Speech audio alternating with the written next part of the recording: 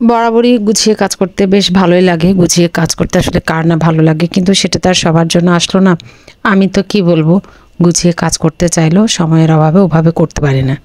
অনেকটা বেজে গেল 11:30টার মতো। সকালে কাজকর্ম সেরে দুপুরে রান্নার জন্য গেলাম। আজকে ভাবছিলাম কি রান্না করব, পরে ইলিশ মাছটা বের করলাম। আজকে একটু সরষে ইলিশ রান্না করব। আমার একটা খুব বাজে অভ্যাস আছে, অনেকে দেখলাম যে একটা তরকারি কাটে রান্না বসিয়ে দেয়। আমার হচ্ছে সব কেটে কুটে একটা জায়গায় রেডি করব, তারপরে হচ্ছে আমি রান্নাটা করতে পারবো। আমার মতো মানুষের জন্য কি আর সময় কোলায় বলেন। যাই হোক, ওই যে বললাম গুছিয়ে কাজ করতে চাইলেও পারি না। দেখা যায় কি যে রান্না করতে করতে অর্ধেক রান্না ফেলে বাচ্চাদের স্কুলে ছুটি হবে, সেখান থেকে এসে ওদের কোচিংয়ে যাওয়ার টাইম হবে। তো বাইরে বাইরে যারা থাকে ওদের আমার মনে হয় না কাজের বরকত আছে বা সময়ের বরকত আছে। তো আজকে শুধু ওই ইলিশ মাছ রান্নাটাই করছিলাম।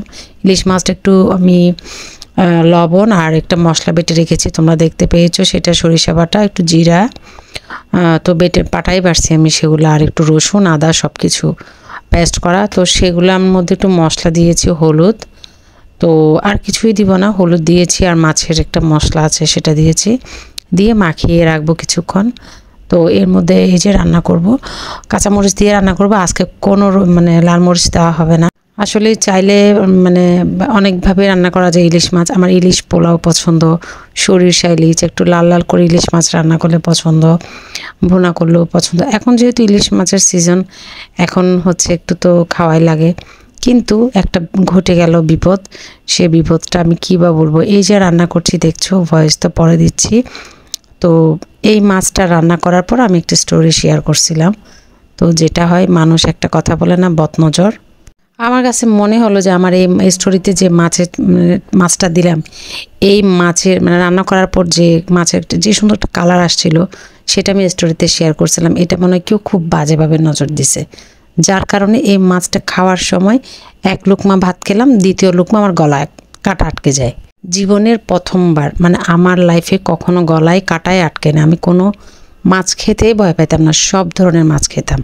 আজকে সেই মানুষটা, আমি এই মাছের ভিডিওটা দিতেও আমার ভয় লাগতেছে, আমার গা শির উঠতেছে। এত বড় একটা মাছের, যে ইলিশ মাছেরও সব মানে কাটাগুলো খুব আঁশ আঁশ টাইপের থাকে, কিন্তু মাঝে মধ্যে যে বড় কাটা সেটাই আমার গলায় আটকে গেল। সেটা অনেক ট্রাই করলাম, কলা পড়া, ভাত পড়া, পানি, অনেক কিছু খাইলাম, আমার শেষ পর্যন্ত কাটাটা আর বাইর হইল না। এই জন্যই মাছের ভিডিও দিতে গিয়েও আমি ভাবছিলাম আসলে কি দিব কি দিব না, দিব কি দিব না, এই একটা অবস্থা।